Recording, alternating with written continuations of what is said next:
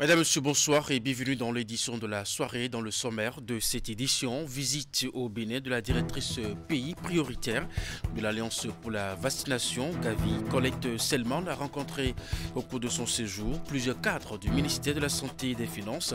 Elle a également effectué des visites de terrain. À la fin de cette visite, elle a tenu conjointement une conférence de presse avec le ministre de la Santé pour faire le point de son séjour. Ensuite, rencontre à Cotonou des acteurs du secteur de l'économie sociale et solidaire. Les échanges ont porté sur le thème renforcer l'entrepreneuriat social et solidaire pour un développement économique inclusif et durable.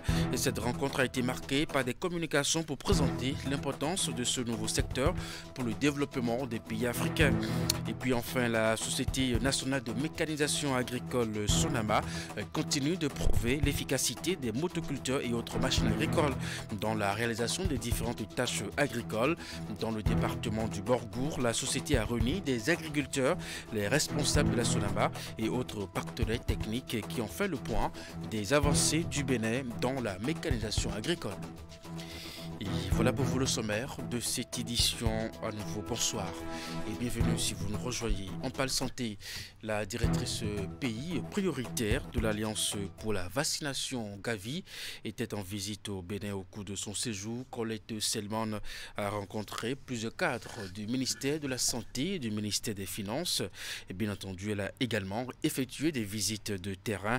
À la fin de son séjour, elle a tenu conjointement avec le ministre de la Santé un point de presse pour faire le point de son séjour à Cotonou.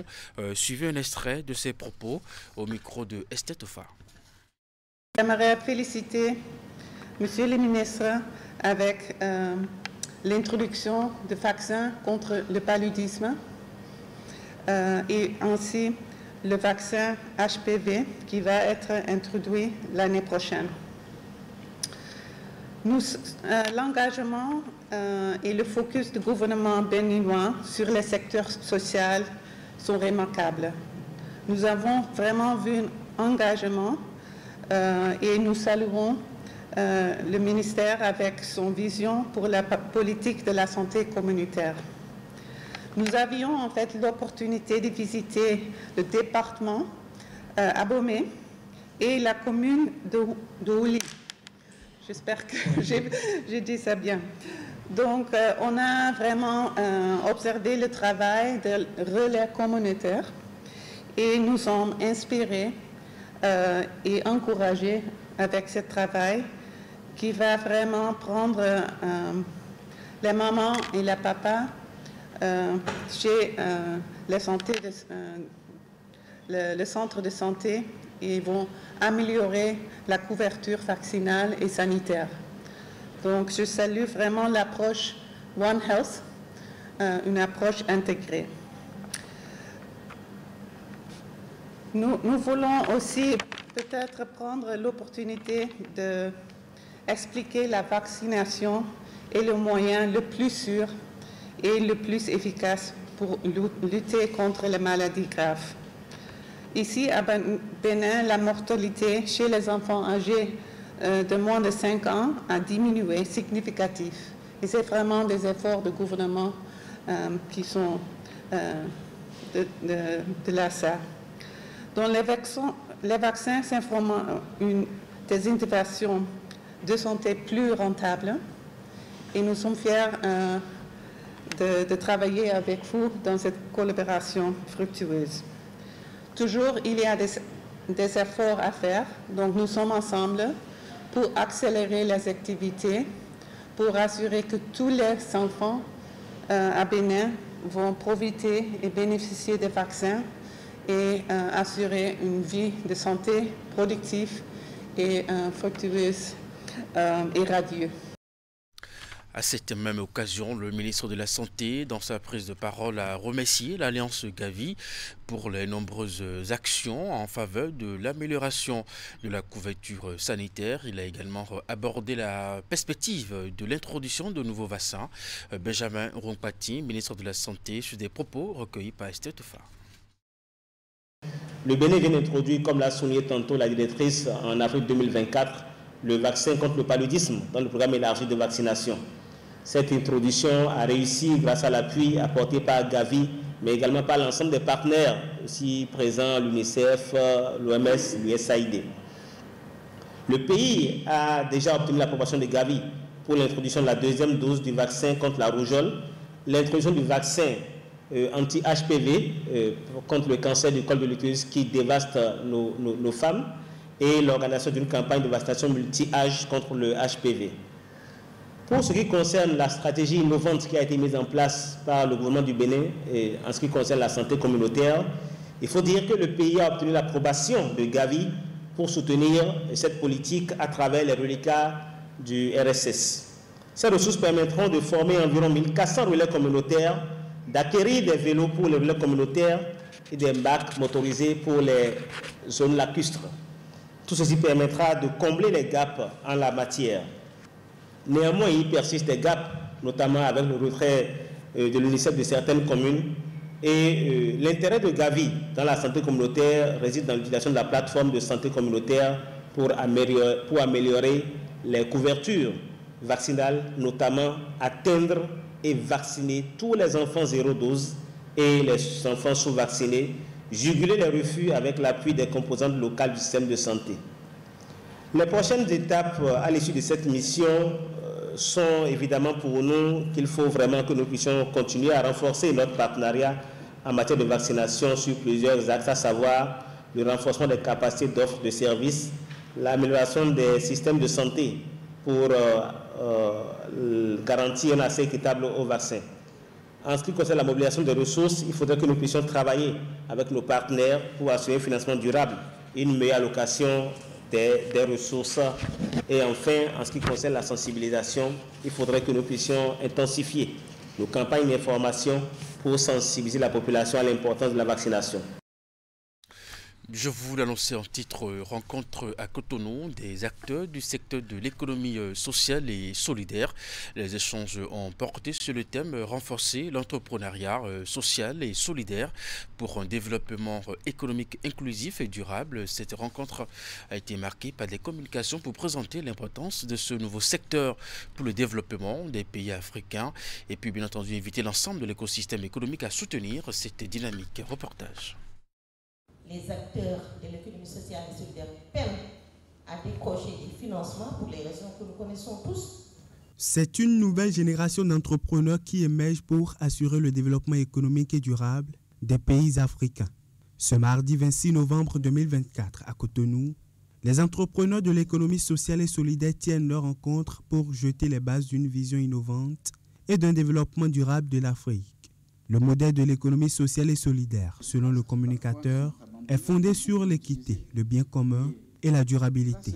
Il représente un outil stratégique pour bâtir une économie inclusive et résiliente. Si nous organisons cela au Bénin, d'ici 2030, ce n'est pas moi qui le dis, il faut voir l'ouvrage de Johnny Gay et les écrits ou publications au niveau de la Banque mondiale, c'est 5% du PIB que nous pouvons gagner d'ici 5 ans. Si nous le mettons en place au Bénin, c'est naturellement 50 à 100 000 emplois qui peuvent être créés grâce à ce secteur-là dans les 5-6 ans qui viennent d'ici à 2030. Voilà donc l'intérêt qui fait que nous ne pouvons pas rester en marge du développement de notre pays et considérer qu'il n'y a que le pouvoir central qui peut contribuer à développer le pays. Renforcer l'entrepreneuriat social et solidaire pour un développement économique inclusif et durable. C'est le thème de réflexion de cette rencontre qui a mobilisé maires, entrepreneurs et professionnels de l'économie sociale et solidaire venus de plusieurs pays de l'Afrique. À l'échelle locale, le territoire communal est bien fertile pour l'innovation sociale. Les élus locaux auront pour soutenir cette dynamique à intégrer dans leur plan de développement des communes l'économie sociale par des projets communautaires qui prennent en compte le développement de l'humain. Sur ce point, ils en sont bien conscients. La question de l'économie sociale solidaire aujourd'hui devrait être une priorité pour tous les dirigeants à l'échelle internationale que nationale. Et donc les acteurs locaux que nous sommes, nous devons nous saisir de ces opportunités-là pour créer la richesse et l'emploi à nos jeunes et femmes. Il faut que les maires se mettent en réseau Parce que parler de l'économie sociale et solidaire, ainsi que certains le font, c'est parfois ne pas comprendre de quoi il s'agit. Donc il faudrait se mettre en réseau et il faut la formation. Parce que c'est une affaire du territoire. Donc chaque maire doit savoir ce qu'il veut pour le territoire en termes de développement local. Peu connue et peu valorisée dans les pays du Sud, l'économie sociale et solidaire désigne un ensemble d'entreprises organisées sous forme de coopératives, mutuelles, associations ou fondations dont le fonctionnement interne et les activités sont fondées sur un principe de solidarité et d'utilité sociale. Cérémonie d'installation des membres des conseils d'administration des universités publiques du Bénin.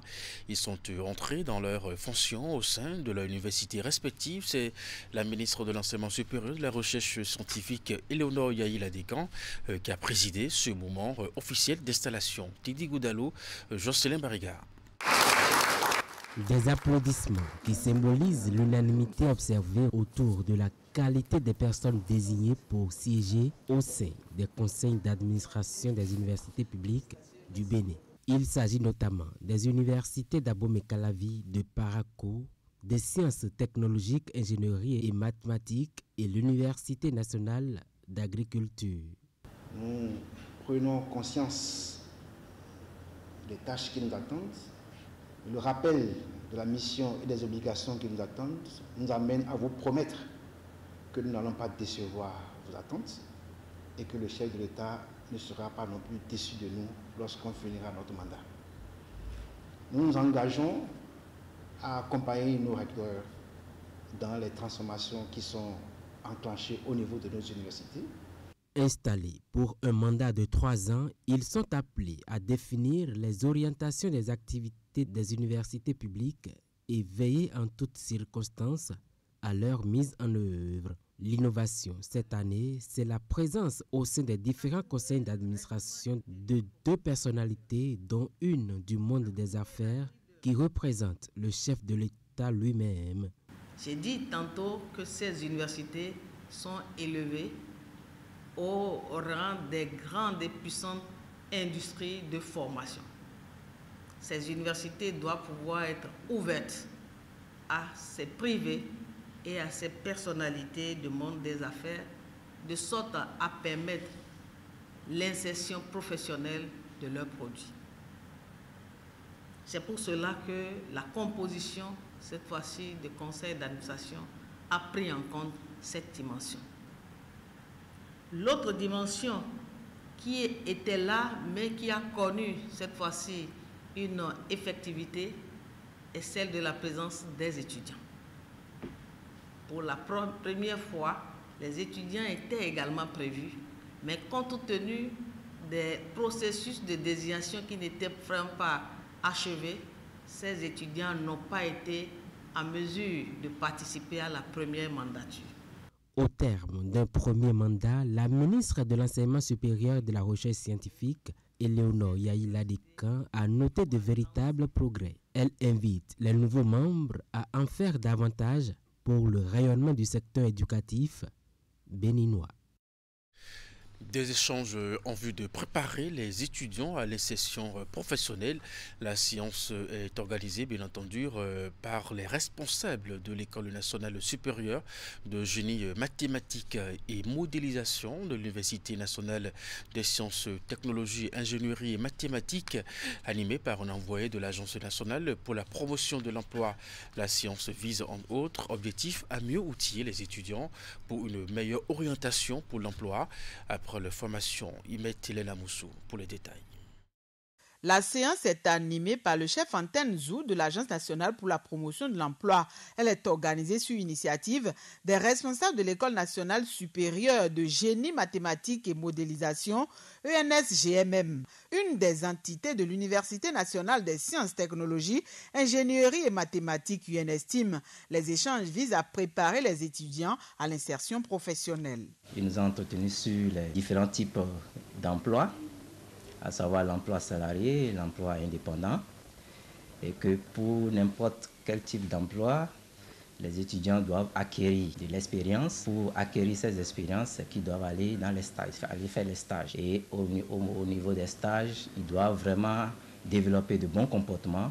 Dans le but d'outiller nos apprenants à la recherche de l'emploi, nous avons sollicité l'ANPE pour les entretenir sur le savoir-faire, le savoir-être. Ici, à l'UNSGMM, c'est-à-dire École nationale supérieure de génie mathématique et modélisation, nous formons les étudiants en 3 ans. Ils y entrent avec un certificat d'études préparatoires. Donc, ils ont eu à faire 2 ans d'années préparatoires avant de venir dans notre école. Ce qui fait qu'ils ont déjà un niveau suffisant pour commencer les stages.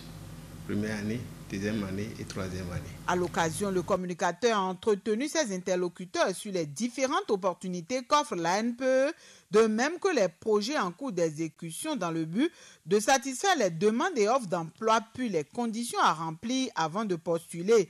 Sortis aguerris de cette séance, les étudiants n'ont pas caché leur satisfaction. Certains y ont même trouvé des sources d'inspiration. Dans leur présentation, ils nous ont parlé des bourses qu'ils offrent pour l'emploi et les stages, surtout leur bourse de Open Classroom.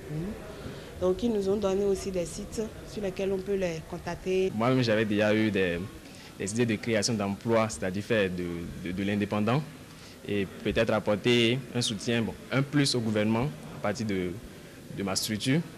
Et avec l'échange qu'on a eu avec M. Djimandja tout à l'heure, on peut dire que il vient de m'apporter encore un plus parce qu'il a parlé des soutiens pour les indépendants, ce qui me motive beaucoup plus à foncer dans cette direction de devenir entrepreneur indépendant. Il faut préciser que l'organisation de cette séance d'échange intervient à quelques heures de la soutenance de la 4e promotion de cette école. L'UNSGMM forme des compétences pour plusieurs secteurs d'activité, notamment des ingénieurs. L'Agence de développement des petites et moyennes entreprises ADPME et le Centre de promotion et d'encadrement des PME se sont donné la main pour renforcer les capacités d'une centaine de jeunes. Cette initiative a été rendue possible grâce à une formation élaborée par la CNUCED sur le développement de l'esprit d'entreprise. Il s'agit d'une série de formations pour permettre aux porteurs d'idées et de projets de pouvoir les réaliser. La formation a été clôturée par la cérémonie de remise des attestations à la dernière vague. Voici à présent le reportage de Vigile Rodéon et Jocelyn Barriga. Sans avoir une très longue expérience en entrepreneuriat, ces jeunes issus des universités d'Abomey-Calavi et de Parakou peuvent désormais se targuer de leur capacité à affronter et à surmonter toute difficulté liée à la création et à la gestion d'une entreprise.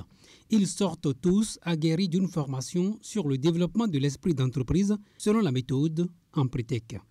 Durant cette formation, nous avons découvert et exploré les 10 compétences personnelles de l'entrepreneur. Compétences qui se déclinent en 30 comportements essentiels pour quiconque aspire à réussir dans le monde des affaires. Ces compétences qui incluent la recherche d'opportunités et d'initiatives, la persévérance, l'engagement et la prise de risque, pour ne citer que cela, nous ont été enseignées de manière purement pratique. Grâce à cette approche, nous avons appris à les incarner non seulement comme des concepts, mais comme des réalités vivantes dans notre quotidien d'entrepreneur. La formation s'est étendue du lundi 25 au samedi 30 novembre. Elle est organisée dans le dessein de renforcer les compétences des chefs d'entreprise et des porteurs de projets. Cette formation a été mise en place par la Conférence des Nations Unies pour le commerce et le développement qui a agréé le CEPEP depuis 2005 pour diffuser cette formation au profit des chefs d'entreprise et des porteurs de projets. C'est la suite logique d'une formation qui avait commencé en début d'année avec près de 250 étudiants de ces 2 universités où la suite nous a permis d'identifier ceux ayant des meilleures idées d'entreprise et donc on a décidé sur les 250 de prendre une centaine parmi eux pour pouvoir leur donner la formation Empretec. Cette formation a été mise en œuvre par l'Agence de développement des petites et moyennes entreprises en collaboration avec le Centre de promotion et d'encadrement des PME.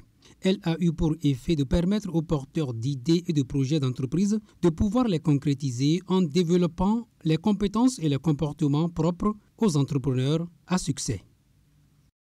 Dans la suite de cette édition, prouver l'efficacité des motoculteurs et autres machines agricoles dans la réalisation des différentes tâches agricoles, réduit également les efforts physiques des producteurs et augmenter leur productivité. C'est l'objectif visé par la Société nationale de mécanisation agricole, SONAMA, à travers une campagne sur le site de la société à Okpara, dans le Borgou. Bien entendu, cette campagne a réuni des agriculteurs, les responsables de la société, Sonama donc, et autres partenaires et techniques qui, bien entendu, ont fait le point des avancées du Bénin dans la mécanisation agricole. Reportage de Epiphane Tchabi, Socrate Dantodé. Il s'agit d'une stratégie pour la Société nationale de mécanisation agricole SONAMA de promouvoir l'adoption de ces nouveaux modèles de tracteurs pour les agriculteurs sur l'ensemble du territoire national. À cet effet, sur ce site, les démonstrations réalisées avec ces machines prouvent les avancées du Bénin dans la mécanisation agricole. Je crois que nous avons enfin réussi à vous convaincre et à avoir votre confiance pour continuer à rendre l'agriculture béninoise moins pénible, plus productive et surtout qui permette d'assurer aux producteurs un bon revenu. Il n'y a pas de bonne agriculture sans des agriculteurs qui gagnent bien leur vie. Et je pense que le programme de mécanisation participe à cette action qui vise à rendre la vie des agriculteurs et leurs revenus plus positifs. Au-delà de cette démonstration, la SONAMA, à travers cette opération de charme qui est à sa 3e édition, vise aussi à renforcer la confiance de sa clientèle et en même temps présenter ses nouvelles offres dans le cadre de la mécanisation agricole dont elle assure la mise en œuvre. Aujourd'hui, l'agriculture, ce n'est pas que l'affaire d'une société, c'est d'abord des agriculteurs à la base. Et donc, on ne peut pas faire décoller, on ne peut pas faire évoluer cette agriculture tant qu'on ne les associe pas. En agriculture, c'est plus la nature qui guide. Les machines n'ont pas de cervelle comme nous, elles sont juste là pour suivre ce qu'on leur dit de faire. Ce qui a lieu d'améliorer aujourd'hui, ce n'est pas sur les machines, mais plus sur des pratiques agricoles adoptées. C'est pour quelques machines comme la récolteuse de coton, il y a quelques difficultés lors de la récolte, mais c'est plus dû à la variété du cotonnier. Si nous avons une bonne pluie, une bonne campagne agricole, nous allons pouvoir faire aisément des récoltes. Donc aujourd'hui, l'enjeu est plus sur les techniques, les pratiques adoptées. La SONAMA a beaucoup fait pour les producteurs, a très beaucoup fait pour les producteurs. Parce qu'il y a des pays voisins et l'État ne subventionne même pas les machines. Donc c'est les producteurs seuls qui se débrouillent pour faire leurs travaux. Consciente des défis auxquels font face les producteurs, la SONAMA s'est engagée à améliorer leurs conditions de travail et de production. La 3e édition de cette démonstration de motoculteurs et autres machines agricoles, tout comme les 2 précédentes éditions, s'inscrit dans ce cadre. Cette rencontre, qui sera faite de partage d'expériences, va durer 3 jours. Et pour finir cette édition, le secteur portuaire connaît de nouvelles réformes en ce qui concerne les actes douaniers. Ces réformes étaient au cœur d'une séance d'information organisée par la société Betsalil SA.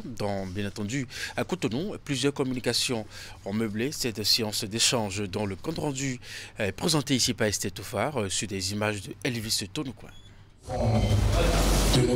C'est une séance de sensibilisation à l'endroit des acteurs portuaires sur le décret 2023-240 du 23 juillet 2023 relatif aux nouvelles réformes douanières. L'entreprise Betsalil SA, spécialisée dans le domaine du transit et services douanières, a initié cette séance pour informer ses clients et les commissionnaires agréés en douane sur les dispositions du décret.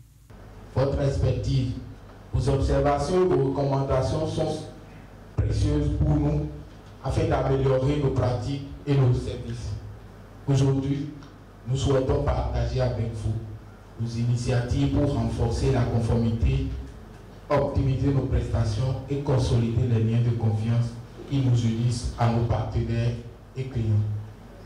Nous sommes convaincus qu'en travaillant main dans la main, nous pourrons non seulement surmonter les obstacles, mais également saisir les opportunités qui se présentent à nous. Betsalé Lessa est accompagné dans son initiative par la Direction générale des douanes et droits indirects. À cet effet, les participants ont eu droit à une communication qui présente ces nouvelles réformes. Alors nous avons entre autres mis en relief le nouveau dispositif régissant la profession de CAD. Nous avons entre autres abordé également le programme national OEA qui est en cours d'implémentation et qui a démarré depuis 2019 au sein de notre administration. Voilà, nous avons également le Custom Web qui est une des nouveautés actuellement en cours d'implémentation, bien entendu avec la participation ou la contribution, j'allais dire, de notre partenaire technique qu'est Webfontaine. La journée d'information et de sensibilisation a été bien accueillie par les clients et acteurs clés du secteur portuaire présents. C'est quand même une très grande organisation que nous avons suivie ce jour parce que ça nous a permis de comprendre beaucoup de choses dans le monde du transit au Bénin avec les nouveaux tests, surtout les nouveaux tests, les lois qui régissent le domaine importateur au Bénin. Puisque nous sommes importateurs, nous sommes clients de Bestali SA. Il faut qu'on soit informé, puisque d'ici là, les contrôles de l'administration vont commencer. Donc, il faut que tout un chacun, on s'adapte à ces réformes pour pouvoir servir les importateurs dans de meilleures conditions. Betsalé Lessa a mobilisé entre autres pour la séance la communauté portuaire, le Conseil national du patronat et la Fédération béninoise des commissionnaires agréés en douane. Mesdames et messieurs, c'est la fin de cette édition. Merci de l'avoir suivi et passez une très bonne soirée en compagnie des programmes de Canal 3 Télévision. À très bientôt.